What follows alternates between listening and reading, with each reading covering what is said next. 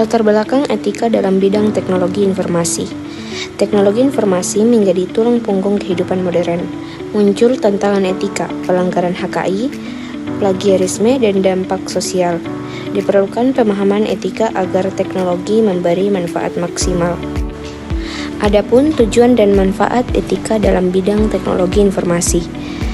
Tujuan yaitu yang pertama, menjelaskan HKI, pelanggaran, dan tanggung jawab sosial teknologi informasi. Kedua, menganalisis dampak sosial teknologi. Manfaatnya yaitu yang pertama, menumbuhkan kesadaran menghormati HKI. Kedua, meningkatkan tanggung jawab sosial digital.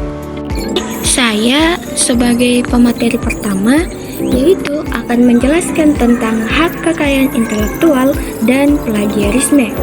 Pasti teman-teman ingin tahu apa sih itu hak kekayaan intelektual dan plagiarisme? Mari kita bahas sama-sama. Pertama, kita membahas tentang pengertian hak kekayaan intelektual. Apa sih itu hak kekayaan intelektual? Hak kekayaan intelektual atau HKI adalah hak eksklusif yang diberikan kepada seseorang atau kelompok atas hasil karya intelektual mereka. Dalam konteks teknologi informasi, HKI mencangkup software, aplikasi, desain, interface, database, algoritma, konten digital, dan inovasi teknologi lainnya, di mana HKI ini bertujuan untuk melindungi hak-hak pencipta, memberikan manfaat, terus berinovasi, memastikan pencipta mendapatkan manfaat ekonomi dari karya mereka, dan mendorong perkembangan ilmu pengetahuan dan teknologi. Dan hak kekayaan intelektual ini memiliki beberapa jenis, yaitu yang pertama, hak cipta, yaitu melindungi karya kreatif seperti software, kode sumber, konten digital, database, dan desain website. Pencipta memiliki hak eksklusif untuk menyalin, mendistribusikan, dan memodifikasi karya mereka.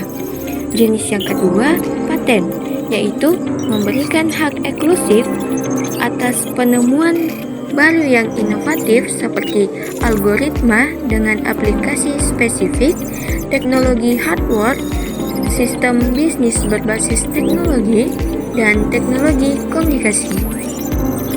Jenis yang ketiga yaitu merek dagang, yaitu melindungi identitas brand seperti nama perusahaan teknologi, logo, dan iklan aplikasi serta nama domain. Jenis yang terakhir yaitu rahasia dagang, di mana rahasia dagang adalah melindungi informasi bisnis rahasia seperti algoritma produk yang tidak dipublikasikan dan metode pengembangan yang unik.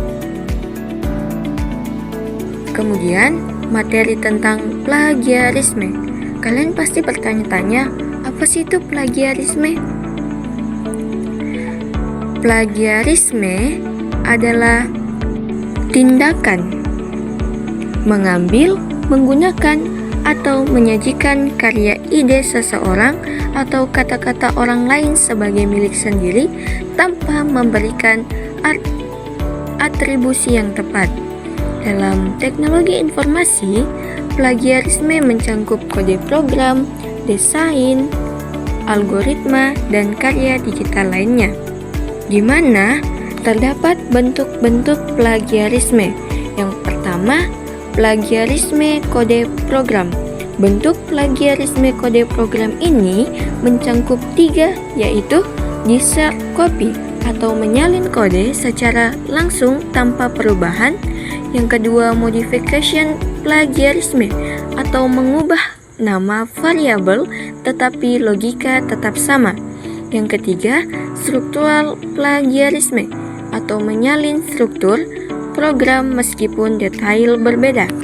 Bentuk plagiarisme kedua yaitu plagiarisme konten digital, mencangkup seperti menyalin artikel, gambar, video, atau audio tanpa izin atau atribusi, dan menggunakan desain atau template orang lain tanpa lisensi atau tanpa izin orang yang memiliki artikel, gambar, video tersebut.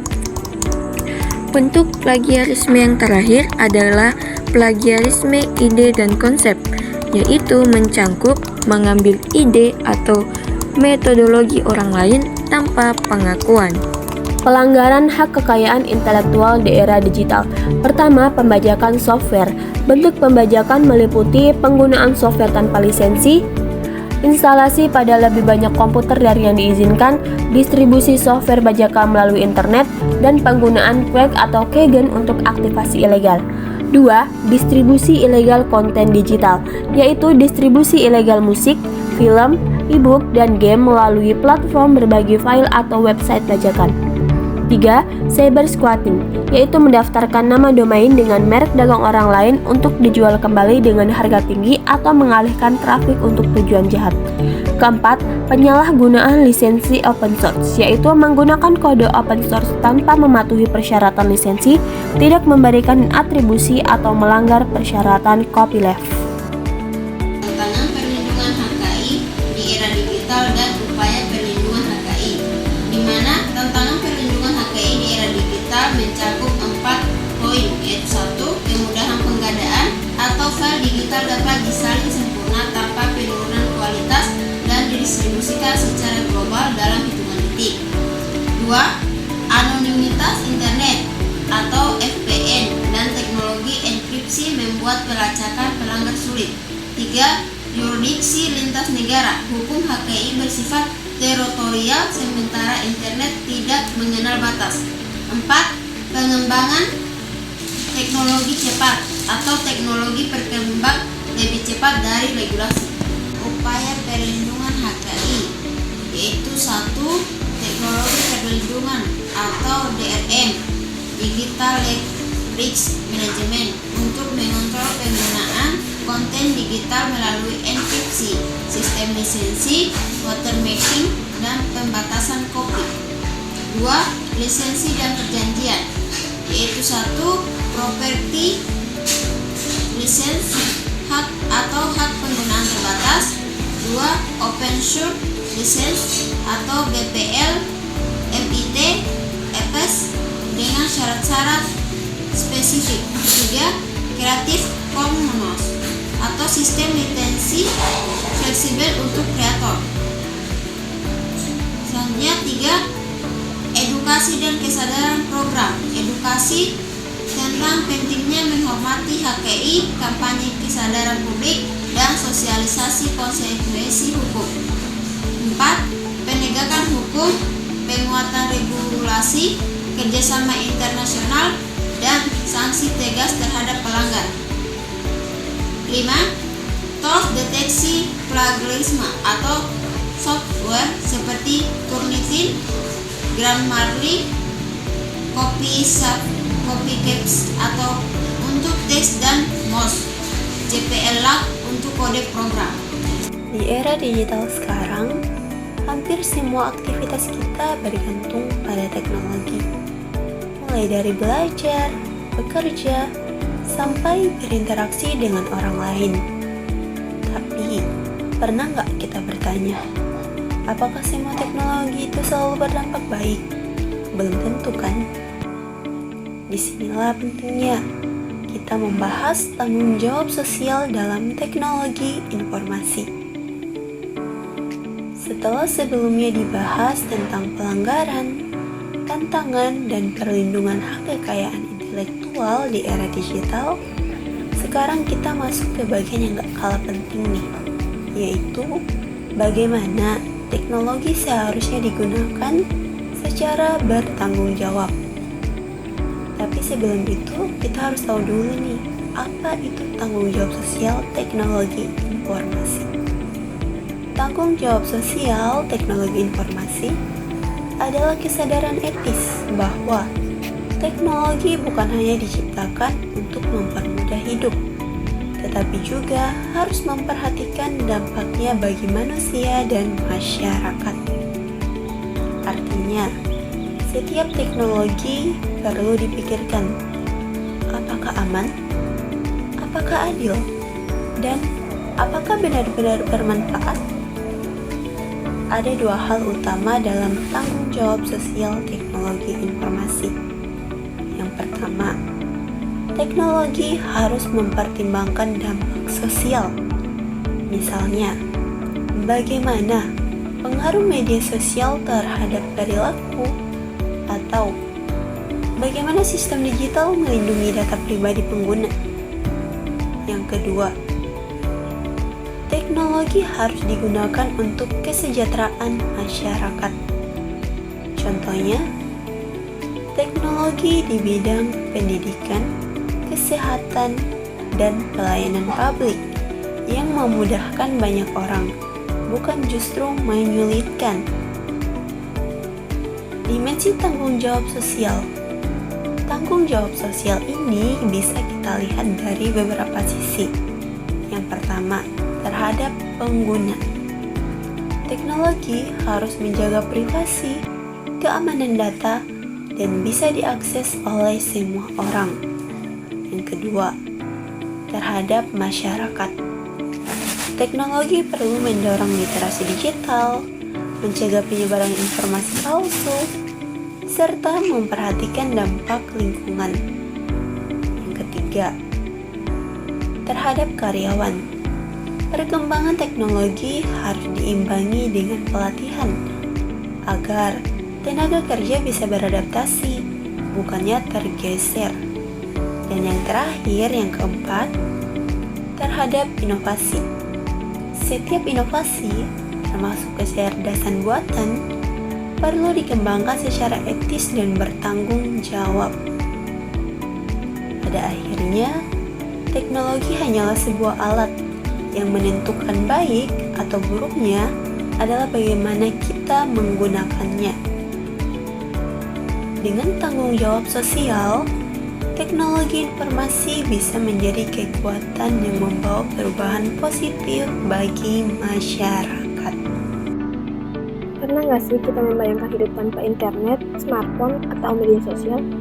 Nah, di video ini kita akan membahas bagaimana teknologi informasi memberi dampak besar dalam kehidupan kita sehari-hari, baik dampak positif maupun negatifnya. Yang pertama, kita akan membahas berbagai dampak positif teknologi informasi. Pertama, teknologi membuat komunikasi dan pendidikan menjadi jauh lebih mudah. Kita bisa belajar kapan saja dan di mana saja, bahkan hanya dengan ponsel di tangan. Kedua, teknologi informasi membuka akses layanan kesehatan yang lebih luas. Sekarang, konsultasi dengan dokter bisa dilakukan secara daring, dan data medis tersimpan lebih rapi dalam bentuk digital.